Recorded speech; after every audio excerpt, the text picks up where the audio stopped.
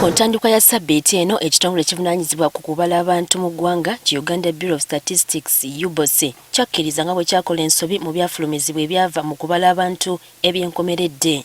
Bano bategeeza ng'ensobi eno bwegenda okutereezebwa ng'okusinga yali ku bungi bw'abantu okusinziira ku mawanga gaabwe. Only 4 tribes among all the tribes. There was a switch, interchange of those in 2014. Kati olwaleero Kaliisoliiso wa gavument Betty Namisango Kamya ategeezeza nga bwagenda okunoonyereza ku kitongole kino kwebyo ebitankanibwa ebyava mu kubala abantu ng'ate gavumenti yabawa ssente ezaali zeetaagisa. Kubanga ukose manyi nti buli myaka 10 tubeera ne census n'okubala abantu. Buli myaka 10 neweebwayo ssente zeetaagisa n'abantu abalina. N'olwekyo tujja kwetegereza lwaki bawa results ezitakwatagana. Agamba nti singa kizuulibwa nti waaliwo obulagajjavu oba amalya g'ensimbi gonna bakunnyonnyola oba okuliwa. Mu mwaka guli ogw'2022 era ne tuzuula nti abantu babulankanya ssente eziwerera ddala akawumbi era ne tubalagira buli muntu kinongo kyali kikwatako ne tubalagira bazizze.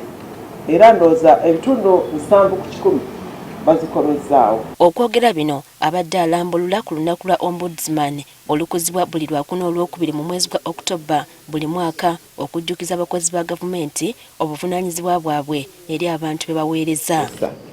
Betty Kamya ategeezezza nga bannayuganda bwe basaanye okukyusa endowooza yaabwe ku bakozi ba gavumenti kubanga baba bakozi baabwe. Nti bannayuganda tulina endowooza ffenna abakungu ba gavumenti balooza nti be bakama b'abantu n'abantu balooza nti bali abakungu ba gavumenti be bakama baabwe.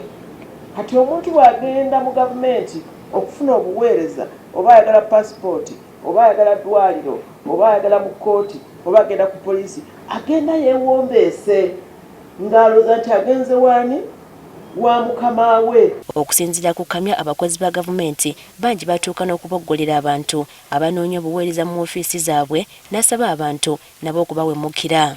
Bawo mu korido hotusewa ddayo kobawo enkya bwe kiba kyetaagisa kuddamu kukimubuulira yimirira ku magulu ga abiri okimubuulire omugambe tomboggolera gwe awo omusolo n'omusasula n'omuwa omulimu guno gwakola gwe muki gwe mukamaawe. Olunaku lwa ombudsman lwakuzibwa ng'ennaku z'omwezi 6 omwezi ogw'11 omwaka guno. Priska Namulema agaffeeyo ku Spark TV.